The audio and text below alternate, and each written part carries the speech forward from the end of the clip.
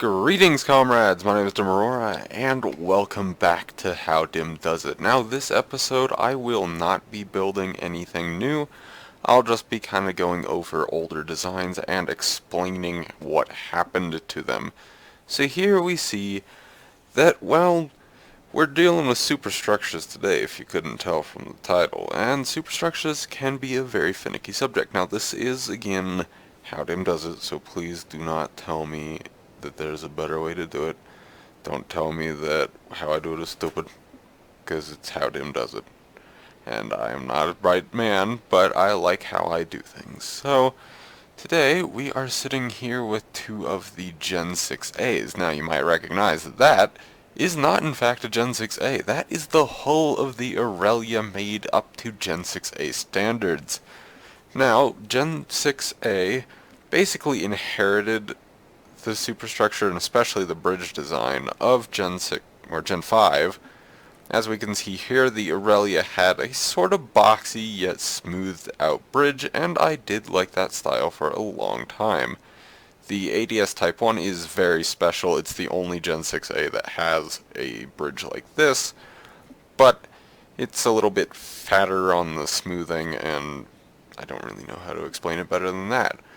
But they're made to be positioned right behind the main gun setup or right behind the frontal gun setup, as we can see here. And then right behind them I have a mast. Now this is very different on Gen 6B, which I will be going into very soon. So right behind the mast, usually one funnel space or one block space apart, I have funnels. Now I usually like stepped funnels, which is where they curve a little bit, or slope backwards as seen here. But you can do straight funnels, they look just fine, or you can do no funnels and just port it out the bottom, which I am actually doing on both of these, if I remember correctly. Let's see. Yep, that's ported out the bottom, and over here is definitely ported out the bottom because I just made this. So, that's how I do my superstructures on small ships. Now here we have Generation 6B ships. We have the Aurora class destroyer in the background here. Hello lag, how are you today? And here we have the Overseer class air defense ship. Being so rudely interrupted by lag, let's continue on. These two have a very, very different superstructure style than the aforementioned ADS Type 1 and Aurelia class ADS. Funny how I chose both of the air defense ships of Generation 6A to explain my point in that. Now this is much more heavily sloped, going after a kinda Cold War era design. It uses sloped glass panes instead of window blocks, which makes it look smoother, and it increases durability plus reduces lag, so yay. So now we do not have a rear-mounted mast. We in fact have the mast right on top of the bridge, as seen on both of these. The Overseer has a little bit more of an odd one since its bridge is one shorter, so it looks a little bit weird, but eh.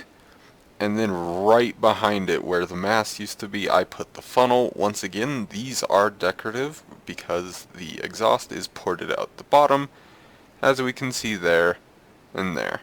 So, they have a reduced IR signature, but they still look really nice in my opinion. Now, I also tend to love making decorations on my Generation 6 ships, both 6A and 6B. I used to think that I would do 6B as just the best performance, but I said screw it, so now we have really nice looking ships in my opinion.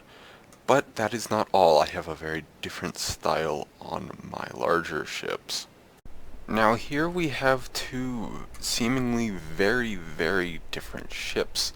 Over there we have the Generation 6B Paramount class Battleship, and right here we have the Generation 6A Flagship, which is basically based on the battlecruiser Type 1, so it's basically a battlecruiser with heavily modified guns, but these have very different styles in their own way. Now here, I took a likeness off of some World War II German ships, in fact, and made a 3-layer bridge with a nice large funnel that slopes out of the back, a couple layers of deck, and all that wonderful stuff, plus a bridge that has little arcs off the side.